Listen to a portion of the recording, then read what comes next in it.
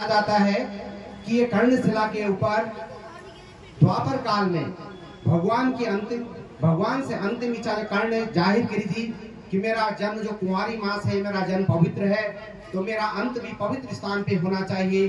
दूसरा उन्होंने कहा था, मैं जीते जी दानवीर रहा तो मरने के उपरांत अगर मेरा कोई सगा संबंधी पिंड दान देगा तो मैं दानवीर कहलाने योग्य नहीं रहूंगा।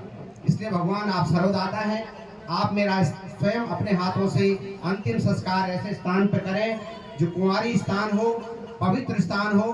और तो भगवान ने इस शिला को उस समय, जो कि विष्णुपति अलकनंदा और उत्तर वाहिनी जलधाराओं के बीच में थी, आप देखते होंगे इसके दाईं तरफ और बाईं तरफ दोनों तरफ खाई है, और ये पूरा का पूरा एक शिला है, ये पूरी एक चट्टान है। तो आप जानते होंगे द्वापर काल से पूर्व इस स्थान का नाम स्कंद प्रयाग था, क्योंकि 5100 साल पूर्व जो द्वापर काल था तब जाके इसका नाम कर्ण प्रयाग पड़ा, लेकिन इससे पूर्व इसका नाम स्कंद प्रयाग था। माँ सामने उमा देवी जो है शिव और शक्ति का जो स्थान है, तो सब सतयुग में कहते हैं कि विष्णुपति अलकनंदा और उत्तर की ओर बहने वाली जो जलधारा थी, ये दोनों जलधाराओं के किनारे हिमालय सुता और मैना की पुत्री के रूप में शक्ति ने शंकर भगवान को प्रतिरूप में प्राप्त करने के लिए कठोर तप किया। जहां पर उमा देवी का मंदिर है, उस स्थान पर शक्ति ने बाल अवस्था में शंकर भगवान को प्रतिरूप में प्राप्त करने के लिए कठोर तप किया। तो जब उनकी मां मैना ने, जो एक सांकरी छेरा स्थान आता है, माता की जुबान पे बांधने वाली सांकुरी होती है, वो स्थान पे मिली, और उनकी माता ढूंढते ढूंढते जब इस स्थान पे मैना और हिमालय जिस स्थान पर आए और उनकी अपनी पुत्री को कठोर तप करते हुए देखा, तो उनके नाभि से एक संबोधन के रूप में एक शब्द निकला, उमा। तब से शक्ति का नाम उमा पड़ा, और मैना द्वारा पहली बार संबोधन के रूप में शक्ति को ये नाम दिया गया।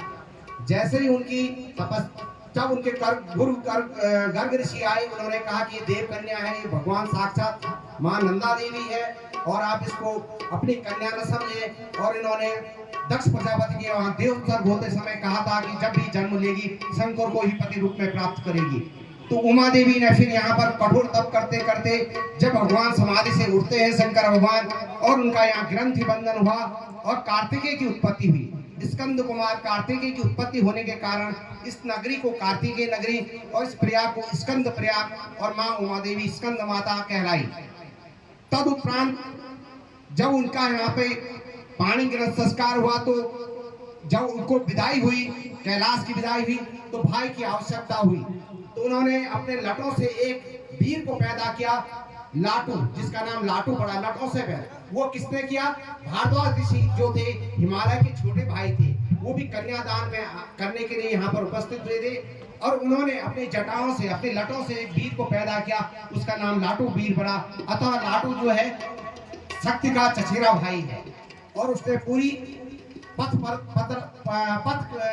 दिखाते हुए प्रदर्शक के रूप में रास्ते के आगवानी करते हुए कैलाश तक मां नंदा देवी आज भी जैसे बहन को भेजने जाते हैं, उसी प्रकार से ये भूमिका उन्होंने लाटू ने निभाई थी। आज भी लाटू गिर नामक स्थान है, वो इसीलिए है, वहाँ लाटू की उत्पत्ति हुई। और तो उमा देवी का नाम उमा पड़ा, तो इस स्कंद प्रयाग नाम इसका था। लेकिन जब द्वापर काल में स्वयं, अब आप कहेंगे कि भगवान कृष्ण को कर्ण का अंतिम संस्कार क्यों करना पड़ा? कई महारथी महाभारत काल में थे, तो भगवान आखिर कर्ण जो था, कर्ण पूर्व जन्म में एक ऋषि हुए। इसकी कथा मैं आपको सुना देता हूँ, ये बद्री विशाल से संबंधित कथा है। तो बद्रिकाश जो भगवान एक ऋषि हुए, वो भगवान नारायण के परम भक्त थे। तो उन्होंने भगवान का भजन किया, कठोर तप किया। जब भगवान प्रसन्न हुए, तो भगवान उनके सामने प्रकट हुए और कहा कि तुमने मेरा भजन किया है, बताओ आपको क्या वरदान चाहिए। तो जो मुनि थे उन्होंने कहा, भगवान मुझे अमर कर दीजिए। लेकिन भगवान ने कहा, देखो मर्यादा के खिलाफ नहीं, जो जन्म लेगा उसको जाना है, आप कोई अन्य वरदान मुझसे ले सकते हैं। तो उन्होंने कहा कि भगवान आपके जो विष्णु सहस्त्र नाम है, 1000 नाम है ना, उन 1000 नामों से मुझे 1000 कवच कुंडल दे दीजिए। भगवान ने तथास्तु का वरदान दिया, और उसको 1000 कवच कुंडल प्राप्त होने से वो ऋषि कवच कहलाया। सहस्त्र कवच, मुनि सहस्त्र कवच के नाम से विख्यात हुए। मुनि सहस्त्र कवच को जब 1000 कवच कुंडल प्राप्त हो गए, लेकिन उसने एक चालाकी करी, भगवान से एक वरदान मांगा कि प्रभु मेरा एक कवच कुंडल अब वही काट पाए जो आपका 10,000 साल तक तप करे, जो आपके 10,000 साल तक तप करेगा तब जाके मेरा एक कवच कुंडल कट पाएगा। तो उसने सोचा कि ढंग से मैं 10,000 साल, मेरे पास 10,000 साल तक कोई तप करेगा तब एक कवच कुंडल काटेगा, मेरे पास तो 1000 कवच कुंडल है, अर्थात मुझे कोई जीत नहीं पाएगा। तो कुछ समय बाद उसने क्या किया, अपनी शक्ति का दुरुपयोग किया। जब उसको 1000 कवच कुंडल लगे, मुनि सहस्त्र कवच का नाम था, लेकिन कुछ समय बाद उसने तीनों लोक में भगवान का भजन बंद करा दिया अपने भय के कारण कि जिससे कोई भजन करेगा तो मेरा कवच कुंडल काटेगा और भगवान से वरदान प्राप्त करेगा। तो इसलिए उसने भगवान का तीनों लोक में भजन बंद करा दिया। इसलिए उसको मुनि सहस्त्र कवच से सहस्त्र कवच राक्षस माना गया। और उसने जब भगवान से ये शिकायत गई, प्रभु आपने इसको इतना कठोर वरदान दिया है और ये आपका भजन ही नहीं करने देता, तीनों लोग पे इसने आताताई फैला दी है, तो इससे कैसे पार पाया जाएगा। फिर भगवान ने सोचा कि भगवान ने इसका उपाय बताया और उन्होंने कहा कि मुझे स्वयं अवतार लेना पड़ेगा सहस्त्र कवच राक्षस को मारने के लिए। तब भगवान ने कहा कि इसको मारने के लिए 2 अवतार एक साथ लेने पड़ेंगे, उसके साथ साथ मुझे तप करना पड़ेगा इसको मारने के लिए। तो भगवान ने क्या किया कि भगवान तो क्षीर सागर में रहते थे, समुद्र में क्षीर सागर में रहते हैं, और ये कैलाश भूमि है। आज जहाँ बादरिकाश्रम धाम श्रेष्ठ भूवैकुंठ है, पृथ्वी का साक्षात स्वर्ग है, वहाँ भगवान शिव और शक्ति वहाँ विराजमान रहते थे। आज भी आप तप्त कुंड के ऊपर जाएंगे तो सबसे पहले आदि केदारेश्वर का मंदिर है, आदि मैंने पुराना केदारनाथ वही थे। तो भगवान क्षीर सागर से अब उन्होंने कहा तप करने के लिए क्षीर सागर में तो ये तप हो नहीं पाएगा, क्योंकि यहाँ पर लगातार जल का जो प्रभाव रहता है, जलीय जीव रहते हैं, समुद्र में थपेड़े लगते रहते हैं जल के, इसलिए यहाँ पर भजन के लिए जगह उपयुक्त नहीं है। तो उन्होंने कहा तप के रूप में तो भगवान शंकर को ही माना जाता, और उनका स्थान देखने जाए वो तो कभी नीचे उतरते नहीं, हमें को उनका स्थान देखने जाना पड़ेगा, और तपस्वी के रूप में तो भगवान शंकर का नाम अग्रणीय है। तो भगवान क्षीर सागर से बिना महालक्ष्मी जी को बताए एक दिन अचानक और बद्रिकाश्रम जो क्षेत्र है वहां पहुंच गए। भगवान ने देखा बड़ा सुंदर विचित्र स्थान और सुंदर शांत, भगवान ने सोचा इसके अलावा कोई इतना इस पृथ्वी लोक पर इस समय कोई इतना तपस्वी या तप करने के लायक स्थान अभी नहीं है। तो भगवान ने सोचा कि अब मैं शंकर भगवान से अपना प्रयोजन बताऊंगा, मैं इस कारण तप करना है, मुझे स्थान चाहिए, तो वो तो दे देंगे, भोलेनाथ है। लेकिन शक्ति बोलेगी पहली बार हमारे घर आए और हमसे हमारा स्थान मांग रहे हैं, तो उन्हें कहा मर्यादा के खिलाफ है। इसलिए फिर भगवान ने छोटा सा बालक बनकर नारायण ने लीला शुरू कर दी, और भगवान अलकनंदा के तट पर एक शिला के ऊपर दिव्य बालक बनकर जोर जोर से रोने लगे। भगवान की रुदन की आवाज सुनकर मां शक्ति ने पार्वती जी से कहा, हे प्रभु न जाने कौन आपका गण या कोई जीव इसको उठा के लिया है बालक को, कोई रोने की आवाज आ रही है। प्रभु ने कहा कि आप रहने दीजिए, जिसका बालक हो वो ले जाएगा, आप क्यों चिंतित हो रहे। बोले प्रभु नहीं, आपकी आज्ञा हो तो मैंने देखने जाऊं। और माता रानी ममत्व के कारण, जो माता के अंदर जो ममत्व होता है उसके कारण वो बालक की रुदन नहीं सुन पाई, और वो उस स्थान पर गई जहां पर बालक, छोटा सा बालक जोर जोर से रो रहा है। उन्होंने देखा इतना दिव्य बालक, चारों तरफ देखा कोई भी आसपास नहीं। भगवान माता ने उसको नारायण जो दिव्य रूप में बालक थे उनको गोद में रख लिया। जैसे गोद में रखते हैं तो बालक सोने लग जाता है और रोना बंद कर देता है। तो बालक को लेकर शंकर भगवान के पास आई। शक्ति बोली, हे प्रभु देखो न जाने कितना सुंदर बालक है और न जाने इसको कौन यहाँ लिया है, और आपकी आज्ञा तो ये सो रहे हैं, मेरी शरणागत है, आपकी आज्ञा तो मैं इसको कुटिया में सुला दूं, इनको स्थान दे दो। प्रभु भोलेनाथ ने कहा भाई अगर आप स्थान तो दे दो लेकिन पछताना मत। तो उसमें माता ने कहा भाई इसमें पछताने की क्या बात है, जिसका बालक हो वो आएगा ले जाएगा, लेकिन अभी मेरी शरणागत है तो मेरा कर्तव्य बनता है कि मैं इनको स्थान दूं। तो भोलेनाथ ने कहा आपकी जैसी आज्ञा, जैसी इच्छा हो वैसा करो। और उन्होंने अपनी कुटिया के अंदर बालक को सुला दिया और दरवाजा बंद कर अपने शंकर भगवान से वार्तालाप करने लगी और कहने लगी, प्रभु देखो कितना दिव्य बालक है, न जाने कौन इसको ले आओ। शंकर भगवान मुस्कुरा रहे हैं, अपना फाटक खोलती अपने, तो उसके अंदर देखते दिव्य रूप में, चतुर्भुज रूप में नारायण विराजमान है, और शंकर भगवान पीछे से आ रहे होते हैं। तो बोले, माता बोलती है प्रभु नारायण आप यहाँ? बोले हाँ माँ, मैं वही बालक हूँ जिसको आपने गोद दी थी, स्थान दिया था। और तब तक शंकर भगवान पीछे से बोलते, प्रभु बोलते शक्ति तुम बार बार नारायण को पहचानने में भूल कर बैठती हो, तुम इनको नहीं पहचान पाई। मैं तो पहचान गया था कि त्रिलोकीनाथ है भगवान, तो आप इनको नहीं पहचान पाई।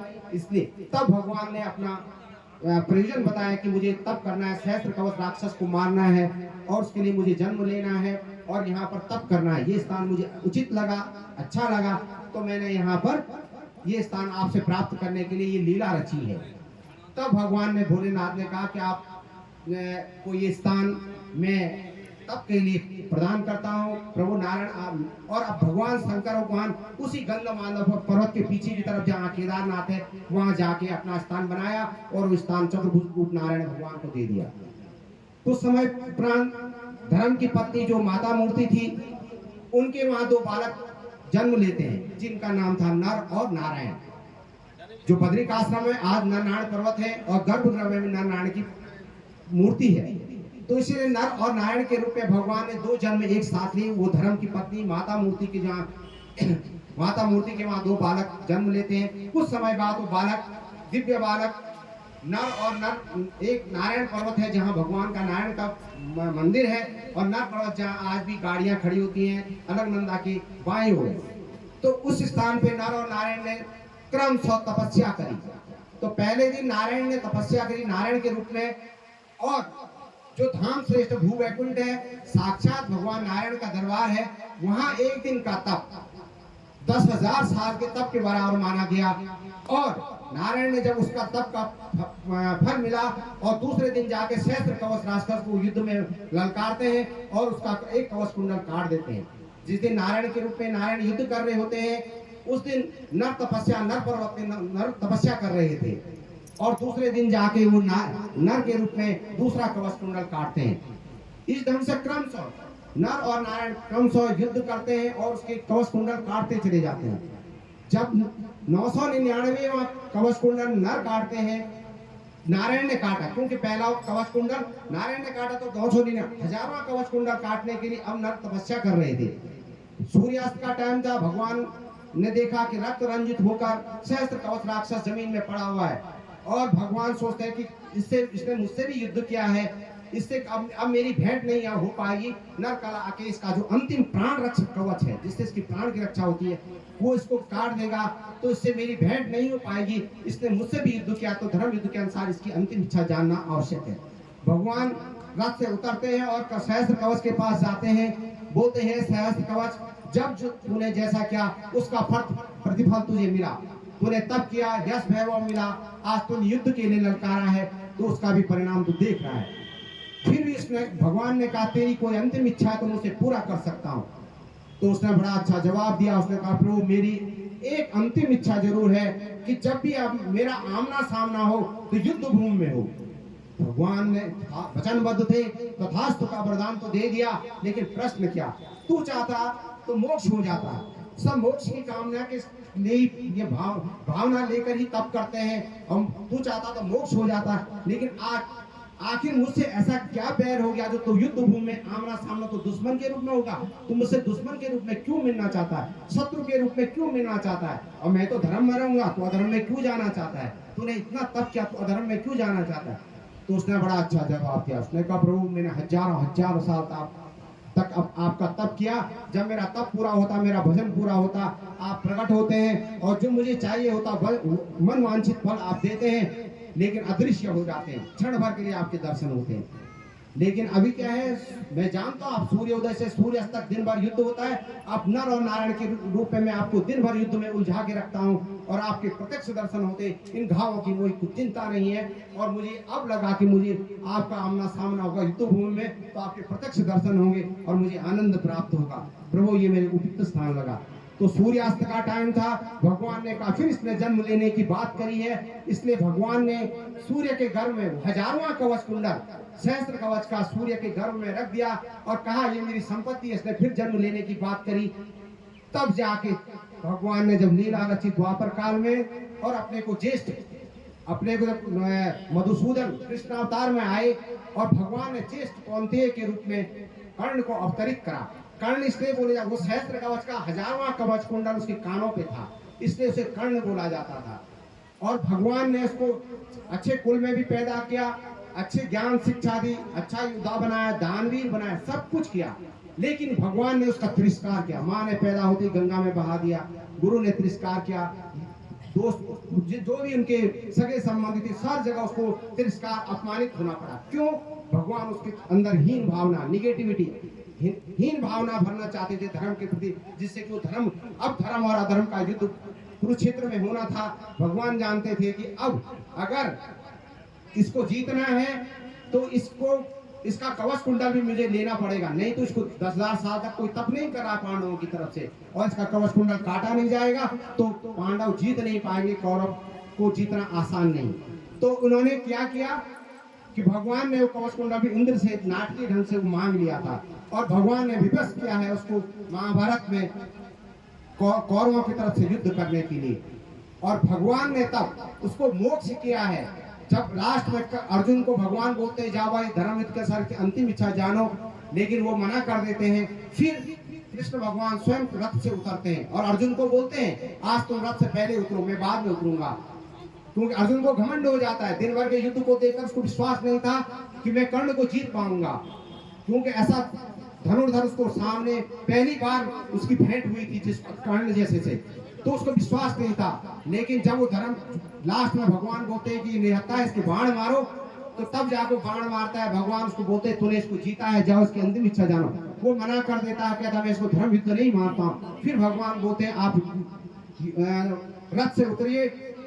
तो भगवान उसका घमंड कम करने के लिए, खत्म करने के लिए क्या करते हैं, जैसे भगवान बाद अर्जुन उतरते हैं उसके बाद भगवान रथ से कूदते हैं और सारा रथ जल जाता है। भगवान उसको समझा देते हैं कि मैं यहाँ बैठा था इसलिए रथ अभी तक तुम बैठे हुए थे और तुम युद्ध कर पा रहे थे, अन्यथा कर्ण तो इसको कब समाप्त कर दिया होता। तो भगवान उसका घमंड खत्म करते हैं और भगवान स्वयं फिर कर्ण के पास जाते हैं, बोलते हे ज्येष्ठ कौंती है, जब तूने जैसे क्या तेरा प्रतिफल मिला। तो वो जब ज्येष्ठ कौंती सुनता तो भगवान से बड़ा नाराज हुआ। भगवान से कहा प्रभु आपने मुझे कौरवों की तरफ से युद्ध करा दिया, भाइयों से युद्ध कराया, आपने मुझसे ऐसा क्यों किया आपने। तो भगवान उसको पूर्व जन्म की याद दिलाते हैं कि तूने ऐसा वचन मांगा था कि मेरा आमना सामना युद्ध भूमि में हो, और देखो आज तो अर्जुन पीछे खड़ा था, मैं तो रथ हाँक रहा था, तेरा मेरा आमना सामना हो गया। मैंने तेरी प्रतिज्ञा पूरी करने के लिए आज दिन भर युद्ध में रथ हाँका है, और प्रत्यक्ष दर्शन तेरे मेरे बीच में कोई नहीं थे, मैंने आपको प्रत्यक्ष दर्शन भी दे दिया है। तब वो कहता है प्रभु मेरे पूर्व जन्म से आपका ही मैंने भजन किया है, तो अब मुझे ऐसे स्थान पर, कुंवारी स्थान पर अपने हाथों से पिंडदान करके मेरा मोक्ष करिए। तो भगवान ने फिर उस समय एक शिला के अंदर जलमग्न थी, इस शिला दोनों तरफ से जलमग्न थी। भगवान ने सबसे ऊंचा जो भाग है उस भाग को जो पृथ्वी जल के ऊपर था बाएं हाथ की हथेली में रखे वज्र की बनाई, इसलिए बाएं हाथ को अपवित्र मानते हैं। भगवान ने 2 अवतारों में अपने हाथों में पिंडदान और अंतिम संस्कार किया, एक गरुड़ का राम अवतार में, कृष्ण अवतार में कर्ण का। तो भगवान ने फिर बाएं हाथ की हथेली में रख उसका अंतिम संस्कार किया। उत्तर की ओर बहने वाली जलधारा में पिंडदान किया, तब से इसको पिंडर गंगा बोलते हैं। और हमारे सनातन धर्म में जहाँ भी गंगा उत्तर की ओर बहेगी जैसे गरुड़, तो वहां पर आज भी पिंडदान होते, और हमारे यहाँ 16वां श्राद्ध जो होता है वो कर्ण के लिए किया जाता है। तो तब से ये शिला कर्ण शिला, ये प्रयाग स्कंद प्रयाग से कर्ण प्रयाग कहलाने लगा। तो इस प्रकार से, और जब कर्ण का यहाँ अंतिम संस्कार हो रहा था तो सामने जो धार है बरसाली धार, उस समय सती होने की प्रथा थी, सती होते थे महारथियों की पत्नियां। तो जैसे कर्ण को यहाँ दाह संस्कार होने लगा, उन्होंने श्री कृष्ण भगवान से अनुमति ली और मंत्रों द्वारा वैशाली ने वहां पर देवोत्सर्ग कर दिया, अपने को मंत्रों द्वारा वहां पर सती हो गई। तब से उसको बरसाली धार बोलते हैं। आज वहां से जो गांव रास्ता बना है, जो गांव बसा है, उसको बरसाली गांव इसलिए बोलते हैं। वैशाली का अपभ्रंशन होने से वैशाली, आज भी आप देखेंगे सूर्यास्त की अंतिम किरण वहां पड़ती है, बरसाली धार को पड़ती है। तो तब से ये इस स्थान का नाम कर्णप्रयाग पड़ा, और ये दान स्वरूप स्कंद प्रयाग से कर्ण के नाम से, स्कंद कर्ण प्रयाग के नाम से कहलाने लगा। तो ये यहाँ पर का महत्व है। इसलिए हमारी पूज्य व्यास हमारी बहन भी है, और वो धनुराशि की है, मैं भी धनुराशि का हूँ। और मैंने इस स्थान पर पिछले 23 साल से ऐसा अनुष्ठान किया। मैं चाहता था कि यहाँ पर एक भागवत हो, मेरे पास कई लोग आए जो भागवत करना चाहते थे, लेकिन मेरे को आज ये विश्वास हुआ कि मेरे गुरुदेव सामने खड़े निखिलेश्वरानंद श्री महाराज जी, ये आपने अक्सर बागेश्वर धाम के पीछे फोटो देखी होगी, ये मेरे गुरु महाराज हैं। तो इन गुरु महाराज की ऐसी आज्ञा हुई, मैंने इनका ऐसा भजन किया इस स्थान पे, उमा देवी का ऐसा भजन किया कि आज हमें हमारे ही क्षेत्र से श्री कृष्ण के अनुरागी ऐसी कथावाचक हमें अपने स्थान से मिली है। और ये कोई दैवीय घटना है, ये छोटी मोटी घटना मत मानिएगा, ये बहुत। और आपको मैंने जो स्थान के बारे में महत्व बताया, ये मेरा व्यक्तिगत रिसर्च है, ये मेरे गुरुजी ने मुझको बता के गए हैं। आज भले वो महाप्राणायाम है, लेकिन वो गुरुजी ने ये शिक्षा मुझे पहले ही दे दी थी कि इस स्थान पे जाना। आज भी आप देखते होंगे चारों तरफ इसके अंतिम संस्कार आज भी होते हैं, उस स्थान चारों तरफ इसके अंतिम संस्कार ही होता है।